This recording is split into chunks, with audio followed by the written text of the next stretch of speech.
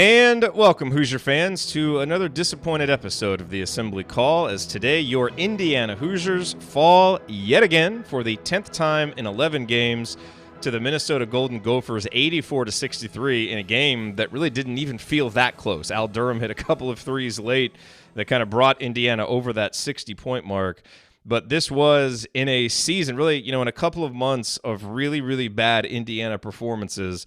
This ranks right up there, or right down there, I guess you would say, with some of the worst. The Hoosiers, went down early thanks to some some interesting shots that Minnesota made. But after that, Minnesota started making some good looks, and Indiana just didn't have any answers offensively at all. And it was just a pretty steady demolition by Minnesota in a game that they seemed to want a little bit more. They played a little bit harder. They certainly made more shots. And, yet again, we kind of saw Indiana's will and spirit just be broken by the second half, and it resulted in a 21-point loss. The Hoosiers now 13-12, 4-10 in conference play. I'm your host, Jerod Morris. I'm here with Ryan Phillips and Chad Schwartzkopf, and we will break it all down for you on this edition of the Assembly Call IU postgame show, as we always do. And we'll start this show the way that we start every show, and that is with our Hoosier Proud banner moment. And there's really only one place I think that you can go with this banner moment, and that is the 5-minute mark in the second half when Race Thompson got a bucket, then went to the other end, took a charge, and then came back on the other end, dove on the floor for a loose ball. I don't remember if Indiana got it or forced a jump ball, but whatever. It was just it was just so great to see him back on the court. Now, he had played in the first half. He came in with about a minute left, didn't really get involved statistically. But that little stretch for him right there was great, and it showed you some of what Indiana has been missing with him out of the lineup, which is activity down low, the ability to score, and just that toughness to dive on the floor for a loose ball. And it was, such a stark contrast in a game where, Jordan Murphy's toughness and physicality really, really hurt Indiana, especially in the first half. Race Thompson ends up scoring 2 points, has 5 rebounds, 2 offensive, a couple of blocks, had a steal. So, it was a very productive 7 minutes for Race. And more than anything, it was just awesome after the concussion issues and everything else that he's dealt with, the illness as well, as he got sick, and that's kind of hurt his conditioning since he got cleared from the concussion. But man, it was great to see him out there, to see him playing hard and making the most of his minutes. On a day when not a lot of Hoosiers really played well, at least for the 7 minutes when he was out there. Race Thompson did, and hopefully that's a sign of things to come here as we go down the stretch for this season and into the future for his Indiana career. All right, today's Hoosier Proud banner moment, as always, brought to you by our friends at Hoosier Proud and Home Field. And at homefieldapparel.com, you will find the comfiest and most unique licensed IU apparel that is available anywhere. At HoosierProud.com, you'll find great state of Indiana-themed apparel while sending 10% of your purchase to causes around Indiana, like Habitat for Humanity of Greater Indianapolis. Both brands were started by an IU grad, and all Hoosier Proud and Home Field apparel is designed and printed out of Indianapolis. Be sure to check out Home Field's vintage IU designs. They have so many really, really cool old IU designs that you can't find anywhere else, including the classic Indiana warm-up script tees and long sleeves, which are printed on incredibly soft tri-blends, and of course the sweatshirt that we've told you about all season long, the hoodie with the Bison logo. Such a cool logo, such a cool sweatshirt. You'll really enjoy it, and plus it's just remarkably comfortable.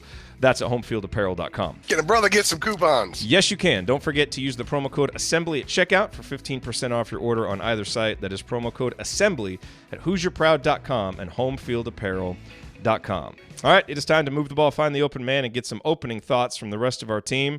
Ryan, we will start with you. Plenty to rant about today. Again, what are you going to choose? Yeah, I'm just going to kind of go macro with this instead of breaking down this game because it was horrible and there was nothing good. I mean, the Race Thompson stuff, we've been telling you about him for a long time. We were really excited to see him on the floor because we know what he can do. And we watched him in high school and we, broke down what he can do and all that stuff. And he's a guy who adds something to this team. And it's really sad to watch him go out there and play that well. It's great on one hand, but it's also depressing because you think, what if he and Jerome Hunter had been healthy this year?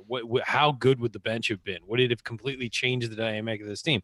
Maybe not, but at least you get them some experience heading into next year. It was great seeing Race on the floor. He's a guy that I particularly have been super high on and super excited about since he enrolled last year. What I will say about this, and I know there was a lot of talk online and everything about Archie Miller, and is he lost the team, and is the team, Archie Miller's not going anywhere, guys. He's not getting fired this year. Okay, it doesn't matter how bad this goes; they are locked into him, and he's going to be back next year, and he's going to be given a chance because of the recruiting he's done, and because of some of the work he's done within the program, modernizing it, doing a lot of stuff behind the scenes that people are really high on. He's going to get the chance to have his own players in next year. And pretty much it'll be a roster almost completely full of his guys, of his kind of guys. And so he's going to get that chance. So all of that talk needs to stop. That's just silly at this point. This is his second year. Should it be going better? Yes. Do I question the coach? Absolutely. I question a lot of his decisions, but he's going to be here. There's no, it's not even worth discussing that part of it. What I will say is it's become increasingly apparent that Archie needs to bring somebody in the offseason to help him rework the offense and find different avenues and be more creative offensively instead of being locked into the same thing over and over and over again. Because, yeah, I realize if Indiana were shooting threes better, this offense would open up. That's what happens in college basketball these days. We saw it one year with Tom Crean's offense where they couldn't shoot threes and it was a horrible offense. The next year, a couple guys could shoot. It opened everything up and the offense was unbelievable. That really is a huge factor in it, but he needs to bring somebody in who is sort of like an offensive guru to help him figure this out so that when threes aren't going in, are there other things they can do to make this work? And you can't be consistently scoring in the 60s and win in college basketball these days. You can do it a few times, certainly, when your defense really steps up, but you cannot do that consistently over the course of the year and expect to be a championship team. We've seen that with Virginia.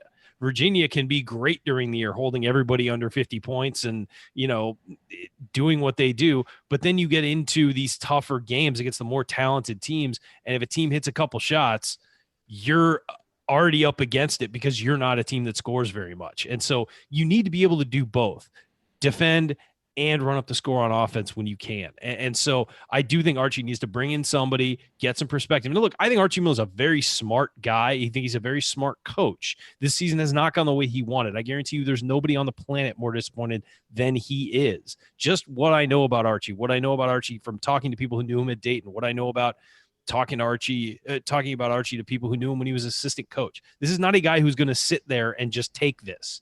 He is going to make changes. And I just think those changes have to be specifically targeted this year. He needs to bring in somebody, whether it's, a support staff member who can help these guys learn how to shoot threes better, or come up with some new drills for how to shoot in the offseason and work on your 3-point shooting and make that an effective weapon for Indiana. They went 2 of 17 today. That's not going to win you any games on the road in the Big Ten or out of it. You're not going to win going 2 of 17 from 3. It's the 3-point shot is a weapon now in college basketball, in the NBA as well, and you need to be able to do it effectively if you're going to be an effective team. What I would also say is, as I said, he needs to bring in someone to help him with his offense, whether it's a brand new tear down, scrap everything, bring it up from the bottom up. I don't know, but there needs to be something figured out here and changed, and they need to pay top dollar to do it. If you got to go to wherever, North Carolina, and get Roy Williams guy to teach you the secondary break and some other stuff to get the offense running, I don't know, but you're going to have to do that. And making changes is tough. I know he's close with the guys who are on his staff, but there need to be changes made. And it's clear that right now the communication from the top of this program to the bottom is not great because some of these guys have given up. And midway through the game, I know we heard there were guys sick all week. There was this, there was that, there was the other thing. It all played into Minnesota having a great shot to just bury Indiana. They hit a couple banked threes early. You have a guy hit his first 3 that he's taken all year. I mean, it all piles up, and then it turns into guys just giving up. And that's not acceptable ever. And while I do blame the coaches partially for that, the players need to have more pride too. So when people say is it the coaches, is it the players, it's on everybody right now. It really is. And this has been embarrassing as an Indiana fan. It's been raining for like 3 days straight in San Diego. It's a nice day today, and I'm stuck inside watching that. Really, guys? I don't want to do that. and it ruined the early part of my day. I'm going to be in a bad mood all day because of this. Come on, you're going to have 360 other days of good weather. Stop complaining about that. For my sake, though, hey, you know what? Because we don't get many bad days, it depresses us even more when we get bad days. So it's even worse. Cut his microphone. But no, for real, none of us as Indiana fans want to watch this. And I guarantee you Archie Miller don't want to coach this right now, but he's stuck with it. And I mean, after what we saw tonight, we're going to see a lot more Race Thompson, I think, if he's healthy. And I mean, it's just I don't know what to say about the team. We can go by guy again, but we're doing the same thing every week. And there have been other seasons where we've done that, and we just got to be like, what are we going to say about him? I mean, now there's some other stuff that we'll get into. Sure, yeah, no, I know, but it's what can we say about this losing streak? What we can say is that it's got to get better at some point, and whether it's this year or we head into next year with a new crop of guys in there and a new attitude. It has to happen, and this program needs to be in a better footing. I actually didn't feel bad about where the program was at the end of last year, despite not having a great record, because you saw a lot of fight and you saw a lot of effort from guys, and you're not seeing that right now. And I know it's hard to lose, 9 of 10, 10 of 11, and then go out there and give an all-star effort because you just feel defeated. But at the same time, that's what you're there for. So it's sad to see. That was the longest opening statement in the history of this show. Yeah, well, what do you want? It's not even close. All right. It's time for Chad's good or bad.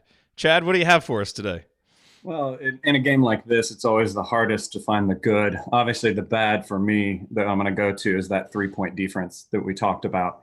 And I mean, there is a little bit of icing on that bad in the realm of them hitting just ridiculous shots. And Indiana has some sort of voodoo curse on them where the other team gets to hit every lucky shot that they throw at it. But the 3-point defense kind of was capped for me when we had a moment in the second half when Evan and Romeo, after a ball screen, were both chasing Coffee at the same time. And Coffee just kind of did a dribble stop. God. And was able to shoot over both of them and drain a three. I mean, that was exhausting. I mean, that was the cherry on top. The only good I was able to pull from it in a court that I always hate to see those elevated courts because you hold your breath because our guys might not be experienced playing on a court like that. We had Durham being the only guy trying to sprint back at high speed and trying to stop a fast break and doesn't quite make it and goes flying off the court. And well, the good is that he didn't hurt himself and he got right back in there. But that was a scary moment that turned into, I guess, a good moment. But yeah, in a game like this, it's always hard to find the positives to come around. The other thing that maybe I want to just piggyback on that a little bit with the bad is this team was a team at the beginning of the year where we were looking up stats on Miller and talking about how he was able to claw back and fight in close games and everything. And we seem to have lost that somewhere. And now we just can't find that willpower anymore.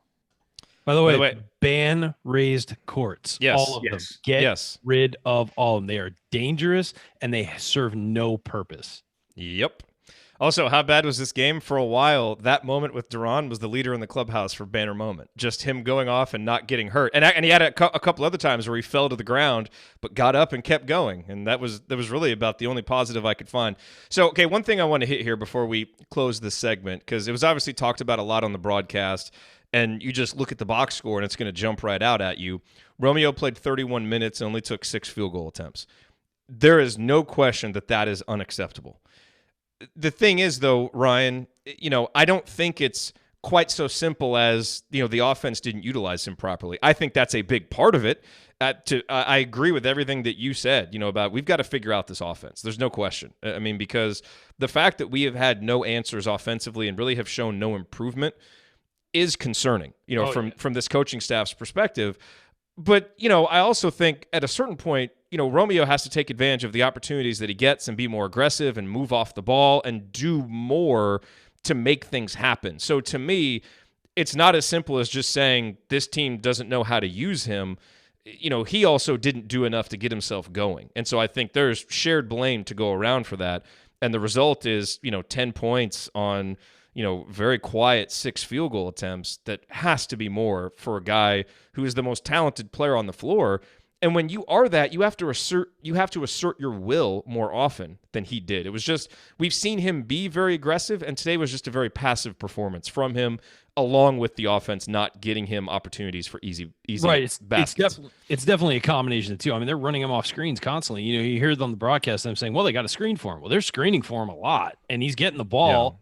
Yeah. At some point, like, I realize there's a guy defending you, but you got to beat your guy one-on-one if you're better than him. And I just think that there needs to be more urgency from Romeo to do that early in games and put a defense on its heels, because sometimes you'll see him line up to drive and then just pass it to the guy next to him, and who's not in a particularly good position to score. If he starts driving earlier in games, and we've been harping on this for a while, that he kind of starts really slowly. If he starts driving earlier in games, then the guy defending that guy next to him he's going to give the ball to is going to have to help off. Then you get him the ball and he's open. And so there's a hesitancy from everybody on this team to shoot from distance. You can see it. I mean, from most of the guys on the team. So when Romeo's giving the ball up there, you're not giving the ball up to somebody in a chance to score or in a position to do something. You're giving it to them in a position to essentially stand there and then maybe pass the ball. So I would say the problem with Romeo right now is he just has to be more and more aggressive. Yeah, no question. Chad, your thoughts on it, and then we'll break. I remember seeing moments this game specifically where he would try to do one of his drives or something and he'd get cut off, and then he'd have to pass the ball off, and you see him shaking his head in frustration. There aren't too many times as well that I've noticed that after he has a failed attempt or a failed play that gets him off the screen, that he's tried to go at it again. I think frustration sits in too quickly on him. And I think that's part of the freshman woes of being who he was and what he was able to do in high school. It was easy. Just everything always worked for him. Oh yeah. The defenders are exponentially better right now, obviously. And that should be noted. Like, hat tip to Minnesota, they also played good defense. It took two for this tango to happen. And it was said on the broadcast, Minnesota came out and played angry. They played tougher. And on almost all possessions, that was true, save for a few where I thought Juwan really battled, and we'll get to that later. But, they were just tougher, and they took their space. And, yeah, there were those opportunities, and you back out, and you've got to come right back at it. And they were just the more relentless team. And the more relentless team, the more aggressive team is often going to be the one that wins, both individual battles and the game, and that's exactly what happened today. That's just kind of the DNA of this team. I mean, we've seen how many games are we into the season now? 25 games?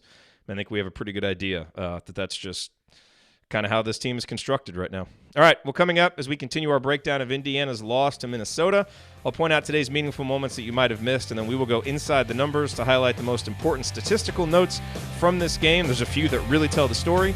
You are listening to the Assembly Call. Stick with us.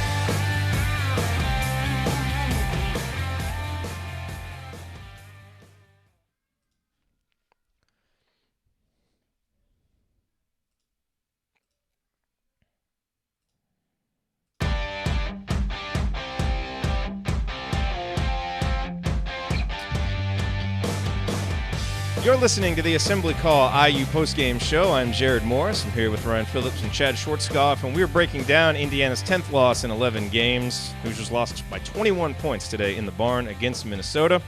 It is time for today's meaningful moment that you might have missed. And, there was one in the second half that I'll point out real quick. I mean, again, Indiana gets off to a bad start in the second half. This was yet another game, bad start in the first half, bad start in the second half. It's plagued Indiana all year. It was the same thing again today.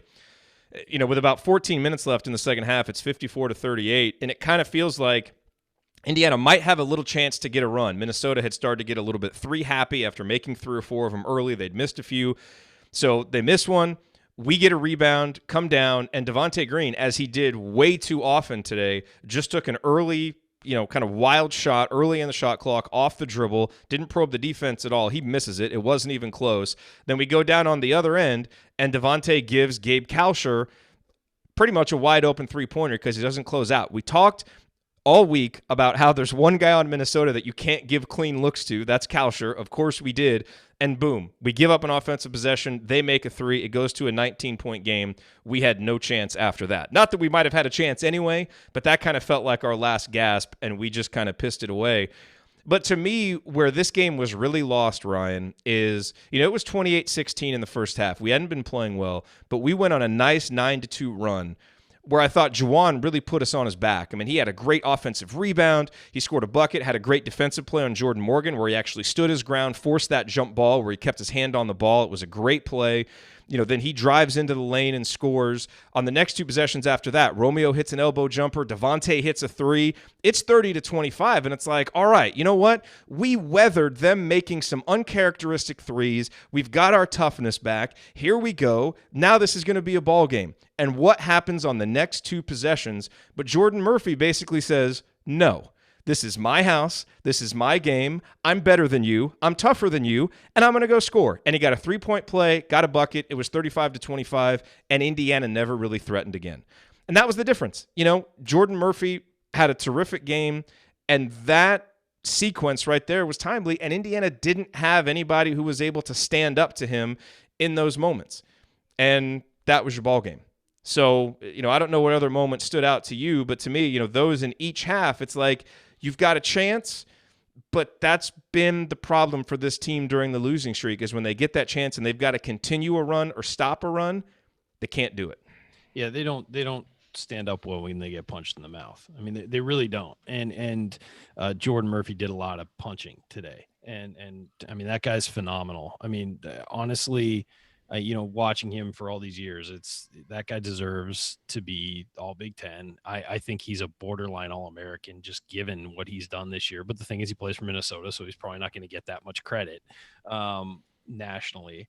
But he's a guy who is the same every game, and he's kind of the way Indiana needs to be, which is just aggressive, powerful, in the game, hustling. That's the exact player Indiana needs right now, is a guy like that. And people say, what player in the rest of the Big Ten? We had that exercise early in the year. What player in the rest of the Big Ten would you want on your team, tomorrow if you could? And the answer for me is Jordan Murphy. There's no question. I know Jerod said Ethan Happ just to get me riled up, but I think that it's certainly Jordan Murphy, because that guy affects his entire team. He gets everybody else involved. He cheers on everybody else. You see him get pulled, and it was like almost a 30-point game. He got pulled, got a standing ovation. He's on the bench cheering as loud as anybody. I mean, that's the kind of guy you want on your team. And, he's fun to watch. I mean, even as an opponent getting bludgeoned by him, it's fun to watch him play and his aggressiveness. So, you're right. I mean, as soon as he sensed that Minnesota had something slipping away, he just powered his way through, got 2 3-point plays, and buried Indiana right there. Chad, what other moments stood out to you? Well, I wanted to just piggyback on what Ryan was saying there. I mean, him and Morgan are very similar players when they're on the court. Where they lack is that emotion that you just spoke of. That's what I want to see out of Morgan more, especially when we're down and fighting against it. And someone in the chat had just mentioned, and I was going to mention it as well, at the end of the game, the TV at least showed some huddles after plays, and the guys were just kind of going through the motions of let's stand together and then let's break and go do something else. I want to see Morgan in there firing, being a senior leader and just hitting guys on the chest and telling them, let's get back in this, let's keep fighting, because I'm here fighting too. But he doesn't. I don't know. I want to see it out of a senior, and this team doesn't have that person right now. This team hasn't had that person since Yogi left, and I think you had guys like Robert Johnson last year and Juwan this year who are really good players and really good seniors, but maybe not as comfortable in the alpha role as you need. And on a team, you need guys that kind of fall into those roles. And if you don't have an alpha that is also a senior and is also one of your best players, you're really going to struggle from a leadership perspective. Well, I think it's worth noting that during Yogi's senior year, he had Troy Williams too. And Troy Williams, regardless of what you want, that guy would yell at his teammates and get on him if they weren't playing well. And whether or not he, a lot of people will say, well, until you're playing perfectly, you shouldn't critique your teammates. But Troy Williams would get on guys. Nick Zeisloff always knew where he was supposed to be, and he was a vocal guy and would get in the mix. And then he had a guy like Thomas Bryant, who was their cheerleader. He was a guy who would get in, and that's underrated aspect of Bryant's time at IU is he was fired up when anybody did anything. And sometimes you need that guy to just sort of be your hype man. And Bryant was the double of being a 5-star center and a great player, but also being a guy who was excited for everything, would pump the crowd up, had emotion and all that. Indiana hasn't had that guy since Bryant left either. So I think but also, Bryant was better in that supportive cheerleader role than the next season when you didn't have some of those upperclassmen. He's in more of a leadership role, and you saw it kind of wear on his attitude. And that's what I mean. You really need that hierarchy of leadership in a program, and Indiana doesn't have it right now, and it's something that you have to rebuild. Yeah, you need all those elements, I think, and it really does need to get rebuilt. I think you're right. I mean, I want that to be Duran Davis, and I feel like it could be Duran Davis, and it might be him next year if he feels like he wants to speak up. Both being that cheerleader, as we see in the viral things that Indiana puts out. He's a fun, loving guy, and very positive, and maybe in that just presence that you have, and you're not going to holler back at a guy that's that big if he's calling you out on the court.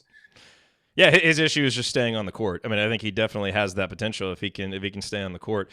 So let's look at some numbers, because I'll tell you, you watch this game with your eyes, and it looked so bad, and then you look at the stats, and some of them are surprisingly not that bad. And this isn't meant to cover this game in sunshine. It actually almost makes it feel a little bit worse, because Indiana did some of the things they wanted to do. They got to the free throw line 28 times. So that part of the offense was working. Now, they did not get many assists, only 8 assists on 20 field goals. 7 of those came in the second half. And the offense did look a little bit better in the second half. Frankly, the bigger problem in the second half was the defense at the start of the second half was awful. Well, and we just gave up wide open three after wide open three. The offense in the second half got open looks, too. They just weren't hitting. Yeah. I mean, and look, possessions, they weren't hitting. And that's the story of this game. Is you had 2 of the worst three-point shooting teams in the Big Ten coming into this game. It profiled to be a game that was probably going to be in the 60s, because these aren't very good offensive teams. One of those teams, true to form, went 2 of 17 from downtown, which is even worse than what they had done before. And the other team went 12 of 22. So Indiana lost by 30 points at the three-point line, and that was essentially the difference in the game until Indiana scored a few buckets late. That was it. And yes, 3 of those early on were ridiculous. I mean, absolutely insane. Welcome but even to the road in the Big Ten. But even if you remove those, the problem is, Indiana didn't seem to understand the scouting report, or the scouting report wasn't very good. And you had a guy like Amir Coffey that goes 3 for 6 because you allow him to be comfortable from back there. I mean, Indiana's perimeter defense today was just not good at all. The communication was poor. Chad, the play that you talked about when you had 2 guys guarding 1 until you had none. And then he drained that 3. So, the Indiana did some things today that they wanted to do. But, man, at some point you do have to be able to make shots. And I think part of the problem is, what was the difference in the Michigan State game? We all talk about Indiana played so well against Michigan State. Yeah, we made 10 3-pointers. And you know why? Because a lot of those 3-pointers were off ball movement and inside out, and they were great looks and rhythm. Almost every 3 it seemed like Indiana took today was Rob off the dribble, Al Durham doing a step back, Juwan Morgan without his feet set. I mean, we really could not get any of the inside out action going, or driving in and kicking out to get rhythm 3s. And that's why we didn't make any of them. Minnesota did, because we both allowed penetration and, didn't close out well to shooters and left guys that we shouldn't have been leaving. So that part of it, that's where the game changed. And it was in part Minnesota just making a few crazy 3s, and in part because they got 3s in rhythm and we did not. Ryan? The team was standing. I mean, the team was way too much standing around. Yeah. Yes. No, and I agree. And it was a lot of waiting for somebody else to drive and waiting for somebody else to do something. And yeah, you can't have that. But no, the numbers just stand out to me. I mean, first of all, just the fact that Indiana got to the line 28 times and made 21 of them, having watched this game, I mean, I knew they went to the free throw line a lot. But if you hadn't watched this game and you looked at the score line without looking at the box score, you'd think, oh, they probably got murdered on the free throw line and at the 3-point line. Well, they got murdered at the 3-point line. They dominated the free throw line, which is crazy to think. Also, you look at the score line, you think, okay, well, they definitely got out rebounded. They only got out rebounded by 3. It wasn't that big a deal.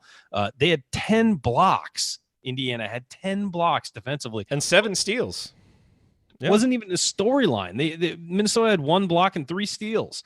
Turnovers. I would have thought, you look at that score line, Indiana turned the ball over 20 times, turned it over 12, and Minnesota turned it over 10. So they didn't even, the foul disparity, 19-19. Where this game was won was by Minnesota at the 3-point line. I mean, it was when we're saying this, it was won by hustle, attention, focus, all of that, of course. But if you look at statistically, it was won at the 3-point line, as Jerod mentioned. They shot 54.4% from three. I think Minnesota was shooting like 31% on the year. Yeah, they're terrible. But you know what? And I was texting with someone during the thing. It's like, why does this keep happening to Indiana? Why do all the bounces go against them? Why do teams seem to have their best game of the year against Indiana? Well, a lot of that is Indiana allowing them to have their best game of the year and not pressuring the right guys, as Jerod mentioned, not focusing on the scouting report, not closing out to the right guys, XYZ. I mean, that's what it is. And here's another shocking stat.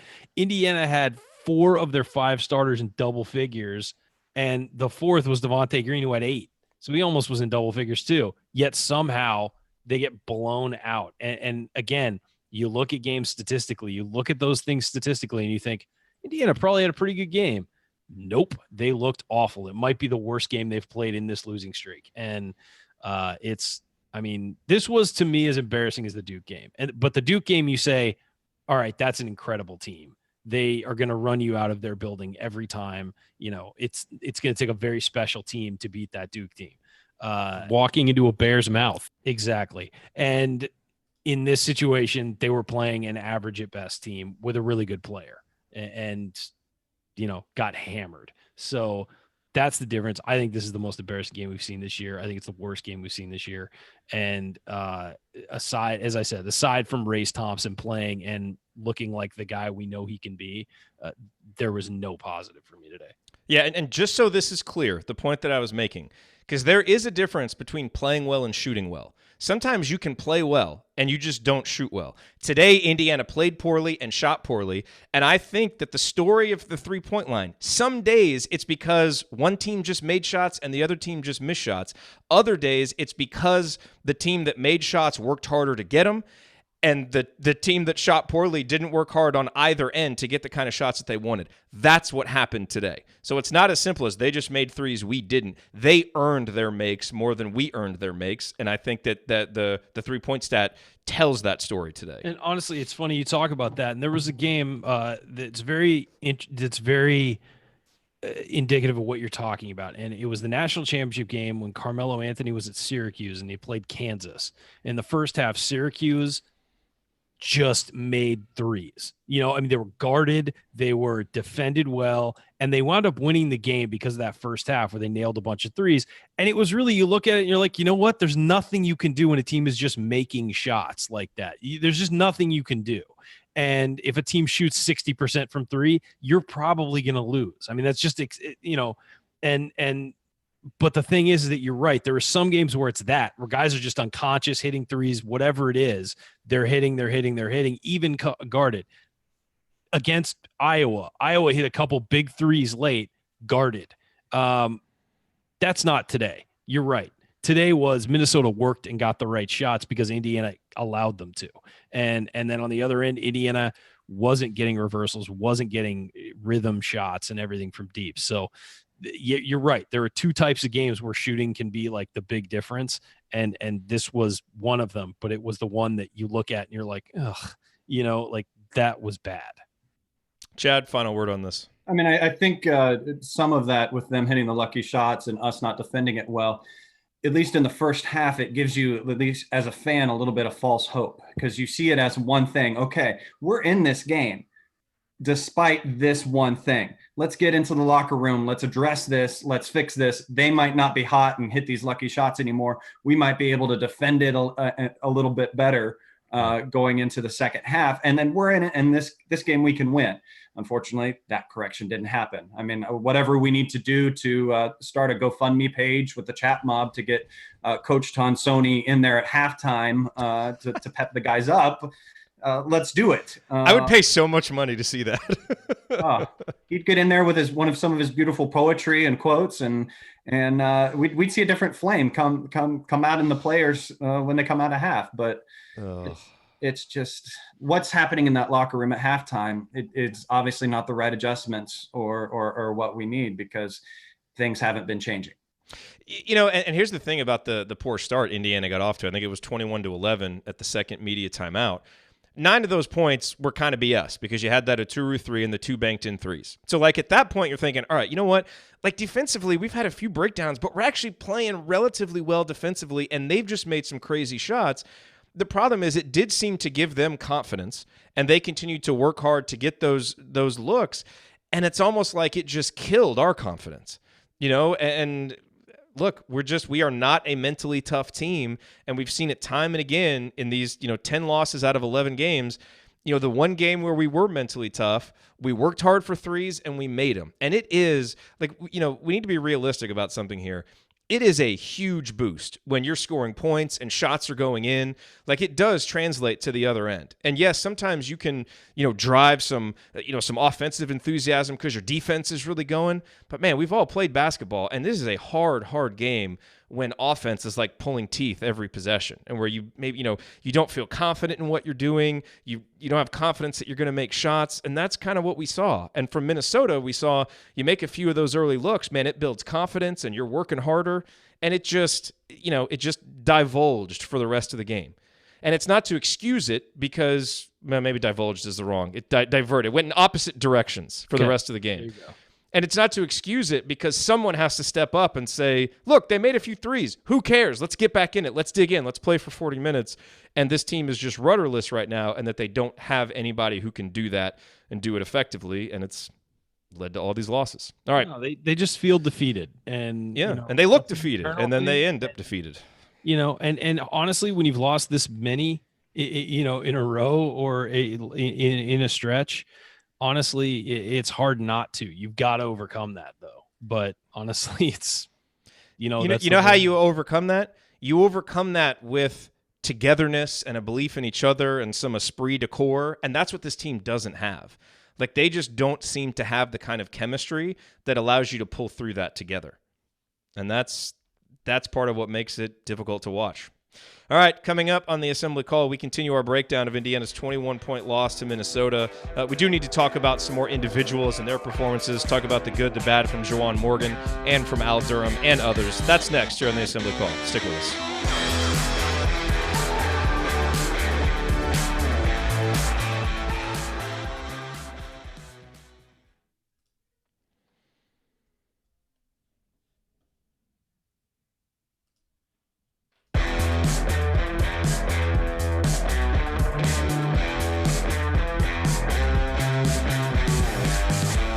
You're listening to the Assembly Call IU postgame show. Catch us live immediately following every IU basketball game, plus every Thursday night at our website, assemblycall.com.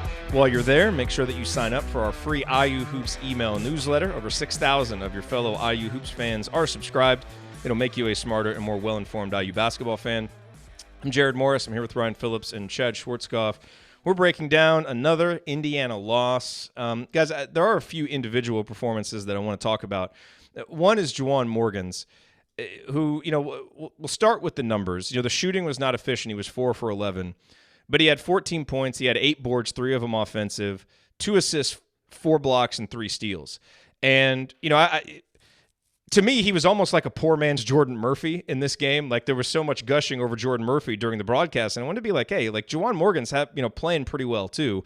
That fell off a lot in the second half, as pretty much everybody's play fell off in the second half. But I thought in the first half, and I mentioned the stretch where he really keyed that 9-2 run, I thought he really battled, and I thought he defended well without fouling at times and really did some things you needed him to do. He was not able to make any of his outside shots. He was 0 of 3 from downtown, and that obviously would have been very helpful. So, we've come on here after some losses and been critical of him, even in games where he put up some numbers. Ryan, I thought on a day when really no one played well, I thought he was the closest to kind of turning in a passable performance, because I thought he did play tough, and I thought he did some things that you'd want him to do. He just wasn't able to be as efficient offensively, and he normally is. And then, again, in the second half, when you needed someone to step up and kind of be a rudder, he wasn't that guy, and you need more from him from a leadership perspective. But it wasn't a total loss of a performance from him today. He did some good things. No, it wasn't a loss. I thought he got abused defensively a lot. I thought he was late on Jordan Murphy. I thought he let Murphy get position a lot. Yeah, so defensively, I thought it was a rough day. But he did have 4 blocks, and he did have 5 rebounds. But again, Murphy, and I know this was on everybody, it wasn't just Juwan, but Murphy had 5 offensive rebounds, and most of those he was able to at least do something with. But again, Murphy's also fantastic, so you can't look at that and be like, oh, he got abused by a lesser player. He was facing a good player. I thought it was an okay game for Juwan, not one of his best. But there was effort there, and I think there's something that's infected this team where everybody is kind of just slump shouldered and everything, and there's no emotion. And I think that's I think that's affected Juwan as well this year. And so again, when you're losing like this, it's tough to get excited about playing a basketball game. It really is. It shouldn't be. I know. I'm just speaking, in reality. It's hard to think, oh man, we could lose again, and go out there and get embarrassed. It's hard to do that. And, I know you're on scholarship. You should be excited about every game and all this stuff. Yeah. Okay. It's easy to say that, but actually going through the motions, it's really difficult. And these guys really, that's why it looked like they were so emotional against Michigan State, because they were finally breaking through, it looked like, and they were finally like, we can do this, and we're going to do this, and screw everybody, we're going to do this. And you just haven't seen that attitude since. I mean, the one thing that I want to say on Morgan, there was one moment that he had in the second half that I was happy to see, because I haven't seen it at least enough that I would want to, when Morgan took Otoro on the dribble and drew the 4th foul on Otoro. I mean, that Morgan has decent ball skills, and I want to see that more often, because guys that are going to be defending him are not going to be able to defend and slide their feet well enough to keep up with him. I mean, remember back to Crean days, he's playing point guard a little bit. So, I mean, he's got those skills, and I want to see that more. And unfortunately, all the other struggles that we talked about, it was just a very, very good, lots of good players in the paint this game. And he struggled with that. And on defense, many times I have notes that said Morgan looks lazy on D. And I think that's just because he was tired banging with those guys. Yeah, that's happened to him some this year. It was nice to see Deron Davis start. We've been asking for that. So this coaching staff is not completely stubborn. I mean, they are willing to try some different things. Didn't change anything in either half, obviously. So it goes deeper than that. And Deron had some nice moments. He had 10 points and 4 boards. Wasn't able to get any assists, and part of that was just where he was catching the ball. Part of it was the lack of movement. Part of it is, too often our offense is 4 guys standing around the 3-point line, dump it inside, and then no one really moves. No one really does anything, and that's just not creating opportunities. The other guy that I want to mention here, Ryan, is Al Durham, who finished with 12 points. He had kind of a flurry there at the end where he hit, 5 points on a couple of pull-up shots. I thought, on a day where the energy wasn't great and the fight wasn't great, I did think Al brought that in the minutes that he was on the court. Now, his defense wasn't always the smartest. He got lost and, gave up buckets to Kalsher. Those were more mistakes of, kind of focus than mistakes of effort. Like, I thought he was playing hard, playing tough. But I also thought like it almost went to the next level of being skittish. Like, he was almost playing so hard offensively. It was like he was going a quarter step fast, and it led to a couple of turnovers, and he got himself into positions where, the spacing got out of whack, and just because his recognition with the dribble wasn't great. So, it's nice again to see him in double figures, to see him as the second leading scorer on the team. But I thought the three turnovers were kind of indicative of the struggles that he had mentally in this game. And I think he's still a guy who's learning, okay, I've kind of become the third option. When do I need to be aggressive? When do I need to, maybe be a little bit more patient? And, on a day when the offense was really off kilter, I thought he was off kilter with some of those decisions, and defensively just wasn't as solid as we normally see him, but did bring effort and toughness. It just wasn't the smartest game he's played.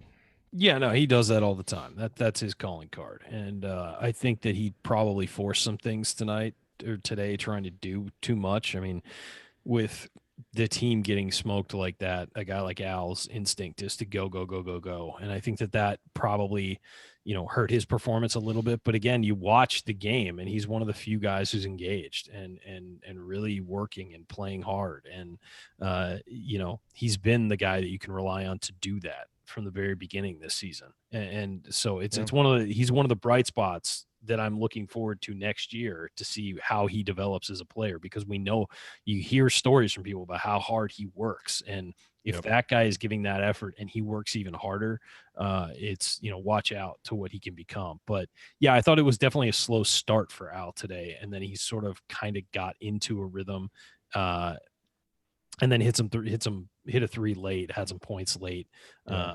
But it offensively wasn't his greatest game, but at least he's a guy giving effort. And yeah, we're at that point where we're saying, well, at least somebody's giving effort. That's where we're at right now. But the thing I appreciate about him is he's on a team with a lot of guys who, when they get frustrated and things aren't going away, they become more passive and they kind of fall away from it.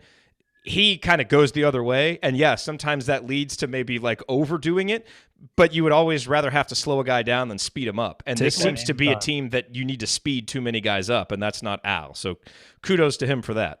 Chad. Al's always going to try. The key word with Al is try. Sometimes he tries too hard. Sometimes he tries too much, but he's going to give you that effort and try. He's going to get out there and that's going to be there. I mean, he's been the wide-eyed freshman last year and he found a little bit of skills and he gained a little bit of confidence. So now he's going to get out there and he's going to try for you. So I at least appreciate that. All right. Any other individual performances that stood out? Fitzner goes 0 for 4 from downtown. Demezi misses both of his threes. So there's, 0 for 6 right there from two guys whose primary skill on the court is the ability to make threes. They go 0 for 6. I thought Demezi had one nice moment when he led the break, and that led to a bucket for Al Durham. That was nice to see. Justin Smith, a very forgettable 2 points. He played 16 minutes, was not good. He was terrible. His defense was awful. He just, he played so well against Minnesota last year. It was kind of his breakout game.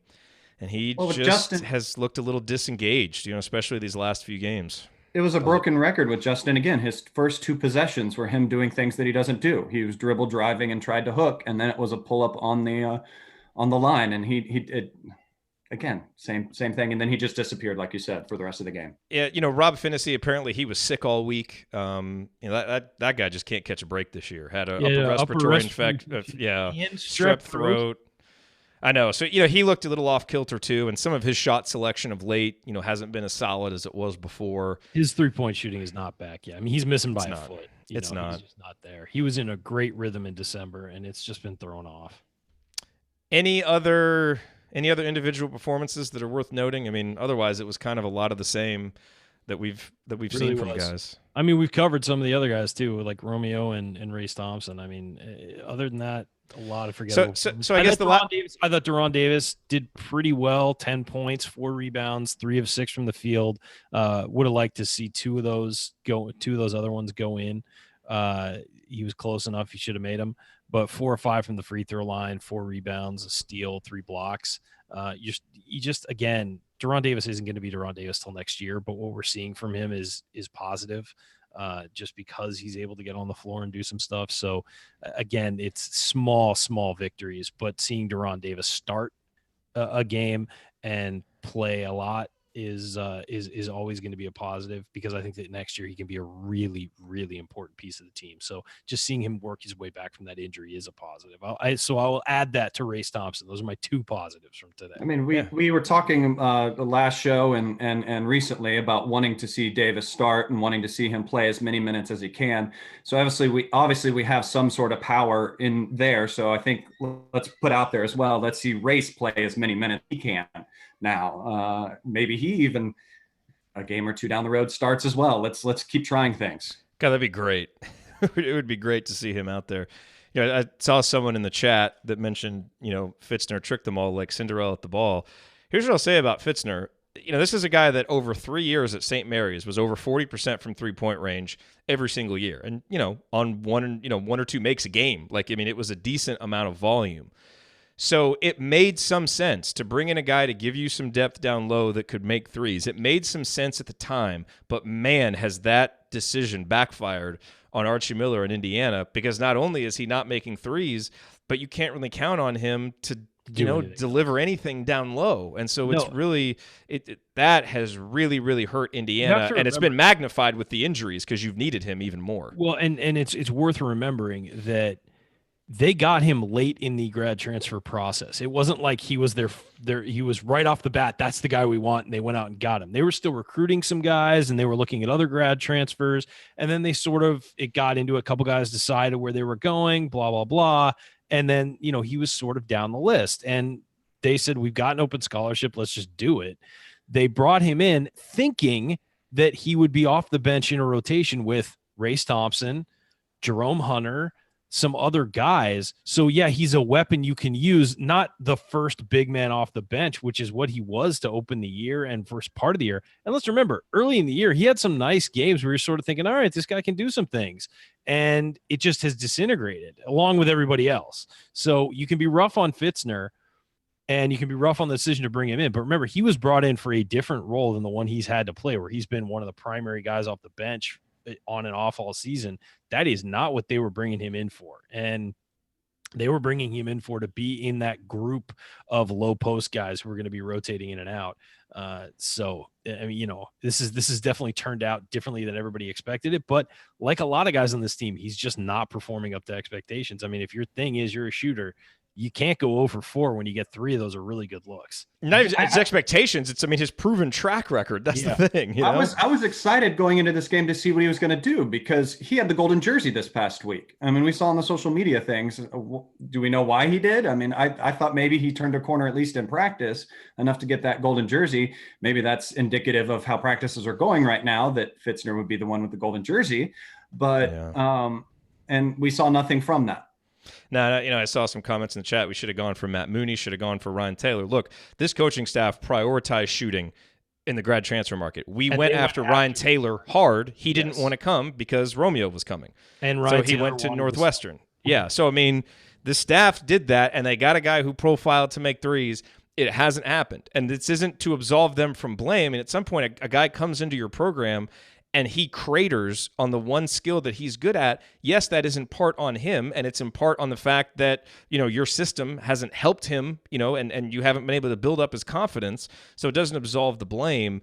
But, man, it is difficult when... Here's the thing. When people ask, and I said this earlier, when people ask, who does the blame fall on, players or coaches? It falls on everyone. Both. Okay. It's everybody. They're a team. The coaches and coaches are basically members of the team. It falls on everybody.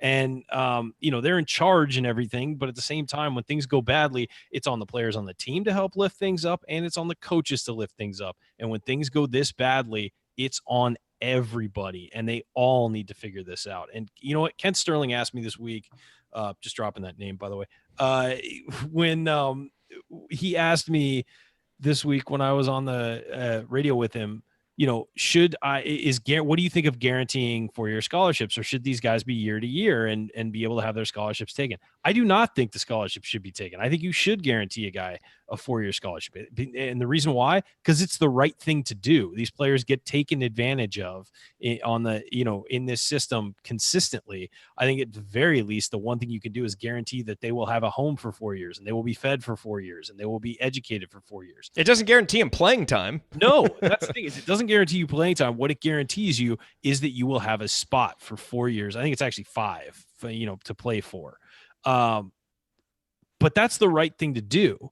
It's on the coaches when they select that guy to select a guy who they can develop and who, won't just get his scholarship and want to hang out and wants to actually get better. It's on that vetting process of the coaches to find those. And by the way, I think the NCAA should go nationally to guaranteed scholarships. You should not be able to cut players because they are turning their lives over to you essentially when they go to college. Unless they don't get the job done academically or do stuff off the court. Well, that's if they're doing everything right, just to be clear. That's not living up to the terms of your scholarship. You have to remain eligible. You have to do X, you have to do Y, you have to do Z. You have to not, take drugs, and you have to not do certain things. I mean, there are rules that you have to follow.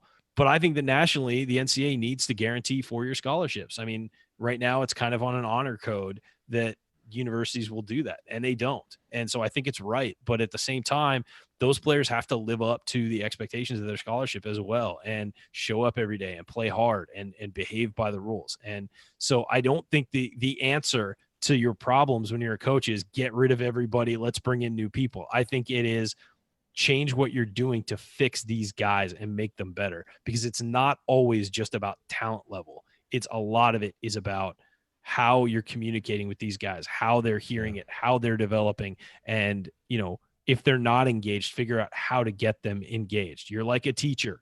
Teachers don't have the same 20 kids in a class. Everybody's different, and they got to figure out how to get everybody to the same point. Yeah, and maybe use whatever you learn from a bad experience to inform your talent acquisition and people acquisition moving forward. Did you want to say anything else, Chad, before we end and go to segment 4? No, I was just jumping on the Evan, what we were saying with him. I mean, we went out to get a shooter, like you said, and he just happened to be 6'10" as well. And because of injuries and troubles we had with the roster, he was put in there a lot more to play the big man. If we had gone and gotten a shooter that was maybe 6'4", 6'5", he maybe would not have played as much as we've had to play Evan and where Evan has had to play. That doesn't absolve him from everything, obviously, but it does compound to what the issue has been with him. Yep. All right, coming up on our final segment, we see if anything was worthy of a game ball. We'll hit any other storylines. I want to talk real quick about Jerome Hunter. And then in our last call, we'll deliver our final thoughts on Indiana's disappointing loss to Minnesota. That's next. Stick with us.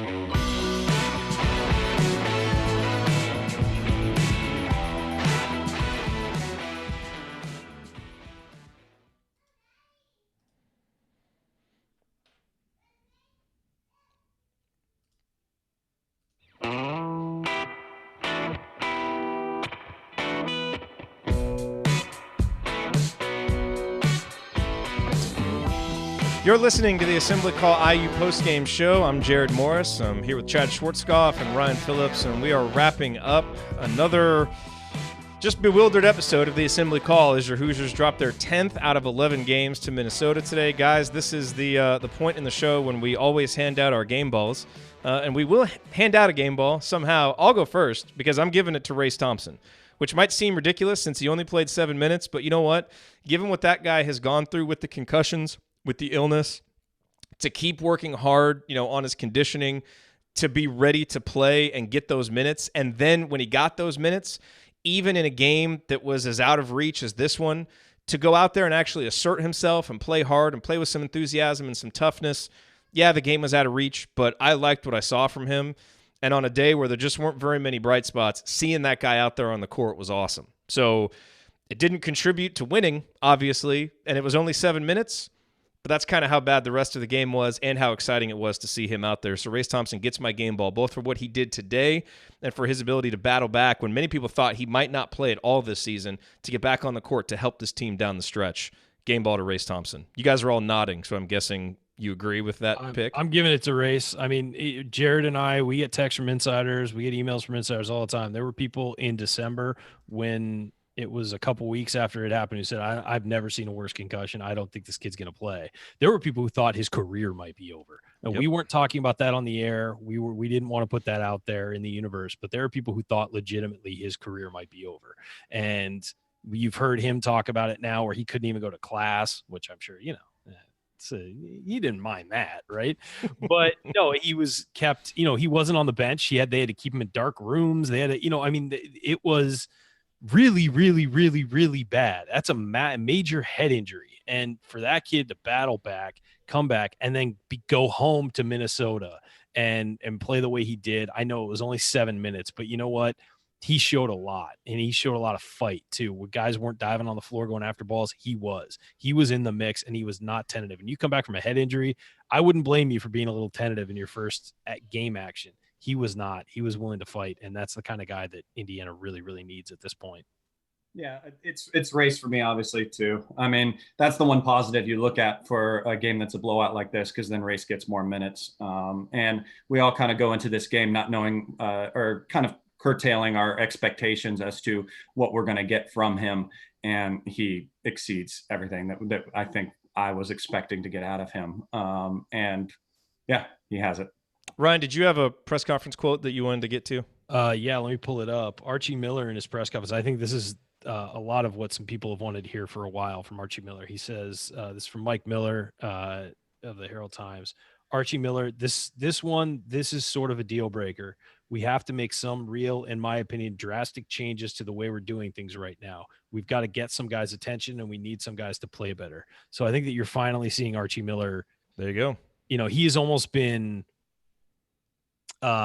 really deliberate in what he has said in the past and tried not to sort of overreact and get angry and whatever, but it's clear he's kind of at his limit. And that's I think that's a positive for the program. I know it should have never gotten to this point, but if you're hearing him say that publicly, that, okay, we need to change some of the things we're doing, meaning the coaching staff, which is the way I took it, and also get some guys to play better. I think that that's a big deal for Indiana. Yep, that's huge. Glad to see that. Barometer to see who responds to this now. And obviously, if we see guys that don't, we may not see him next year. I remember, I think it was my junior year of high school, Christmas break. We had not been playing well, and our coach was like, you know what, screw this. Whoever plays the hardest in practice all spots are open, and whoever plays the hardest is going to get those spots.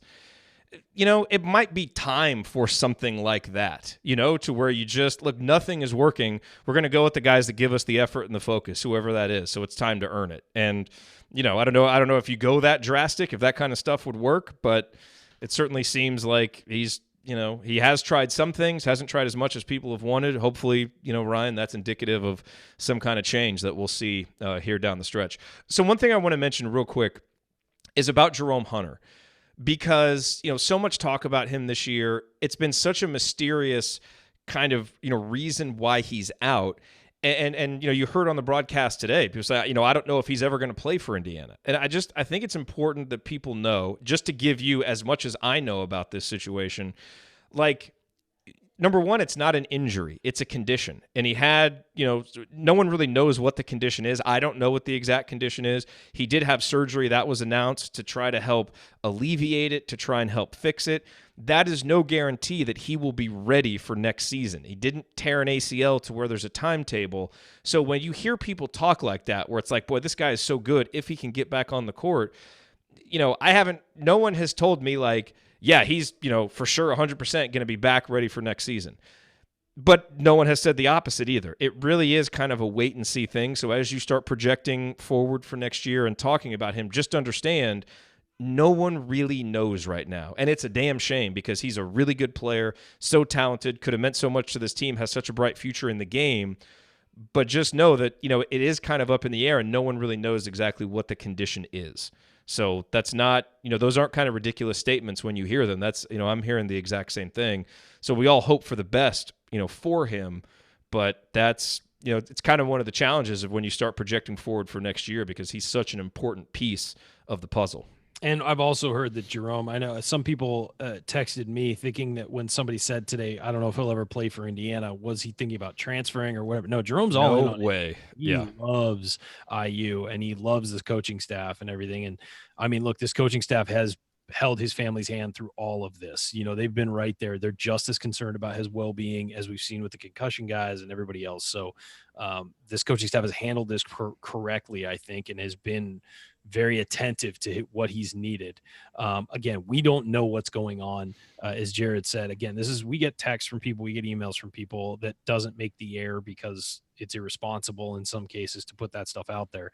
But there's genuine concern about him personally, not, his just as a basketball player. So this has been a really tough situation for everybody involved because, again, you look at those recruiting rankings last year, you include Race Thompson in the incoming class because he reclassified. He really was in that class. Those are the two highest rated guys after Romeo, and you haven't had them all year.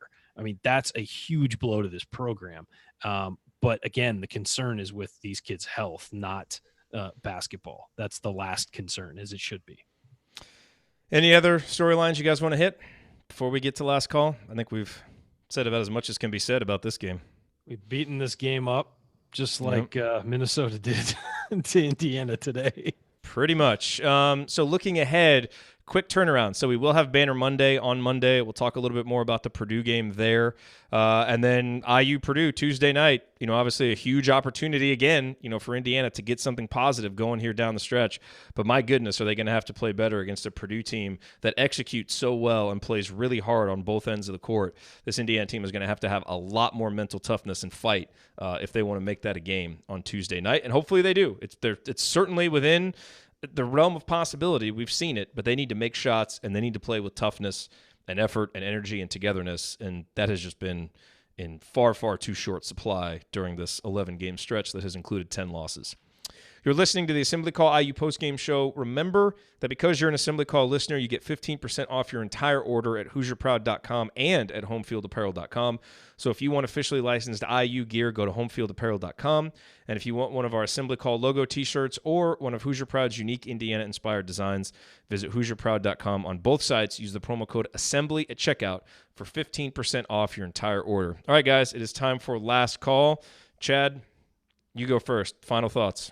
I think the hardest thing this year that we've had to deal with is the word expectations as an IU fan. I mean, at the beginning of the season, it hit an all-time high with Romeo committing. I mean, I can remember myself standing in my kitchen watching a stream that was cutting in and out and watching him hover over those hats and then finally grab the IU hat and put it on and screaming out loud and my kids wondering what I was yelling at.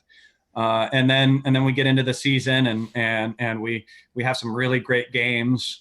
We win Marquette. And just it seems like this team is going to be what it is. Then things slowly start to lower and our expectations are getting hit. And then we have Michigan State and we're raised again and we're excited again. And then now we haven't responded again. And well, now this game we have been hit with a new expectation. And I just caution IU fans not to jump on him too much, but Race has raised the expectations once again. And just remember, he's a guy, like we stated earlier, that was very hurt. And he is going to need some time. Maybe he does reach those expectations and we didn't set it too high or aren't too excited right now, but let's not be hard on him if he isn't. Ryan, last call. It's just hard to see where the season's gone. I mean, again, it's almost staggering to think that, a month and a half ago, this team was 12-2 and on top of the world and with a bunch of good wins already in its pocket and 3-0 in the Big Ten.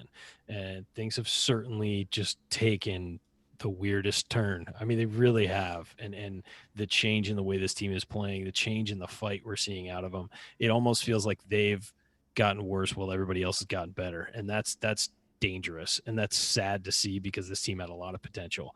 Right now, it's all about this team learning to fight and figuring out a way to fight back. And maybe that's what the coaching staff is going to get together and figure out is a way to get these guys to just fight. If they come out against Purdue and lose by 5, but they fight their tails off, I'll feel better about it. Like last year. That's exactly what happened in last year's game. I felt better about the Iowa loss. I felt better about the Ohio State loss than I had previously. And then this blew it all off. Now, again, I'm not happy with those losses, and I think both games should have been won, but you felt better talking about them afterward, thinking, okay, there's stuff to build on here in a loss. There's nothing to build on from today's game other than Race showing up.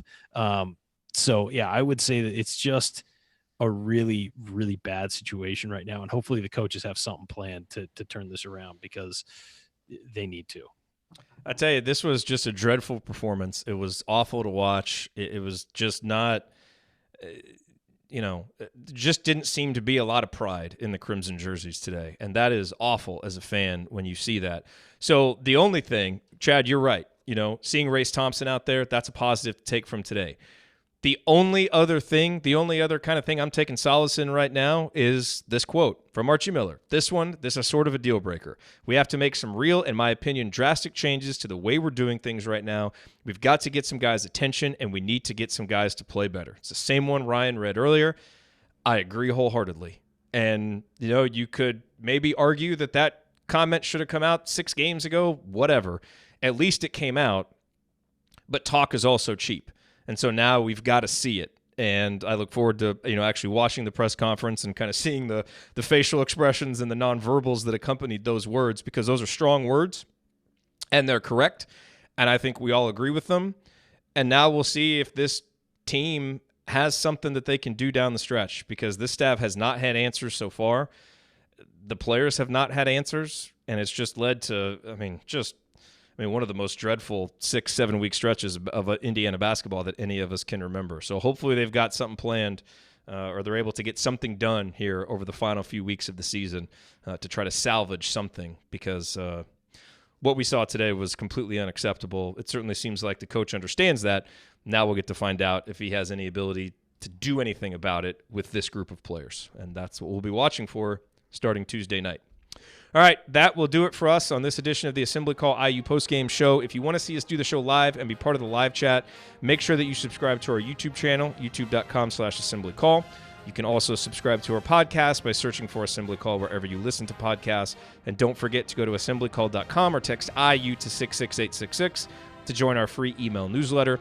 Thank you for listening. We'll be back for Banner Monday on Monday, and then for the IU Purdue postgame show on Tuesday night. Until then, keep your elbows in and your eyes on the rim. Go Hoosiers.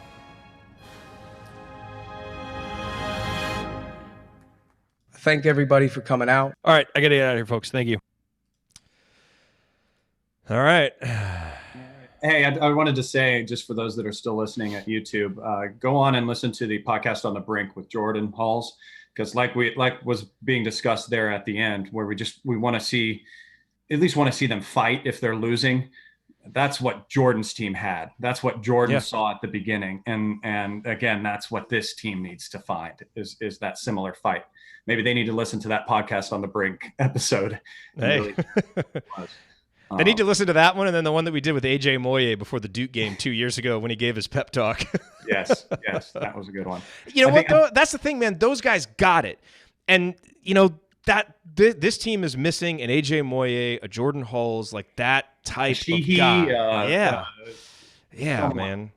I mean, the funny thing about Sheehy is, he kind of had his opportunity to be that leader his senior year, and that team just had such poor chemistry in 2014. He was even a guy that was more of a complementary, could bring the energy, but probably needed someone else as the leader up top. We talk about that hierarchy. I mean, the way that you construct rosters is so important. And this program has just had such poorly constructed rosters outside of, 2012 and 2013. And this is another one. And that is one thing that we have to be patient with Archie for, because I think he does understand how to put a roster together, but he's only had a year and a half to do, or I guess a year. He's had, 2 cycles, I suppose, to do it.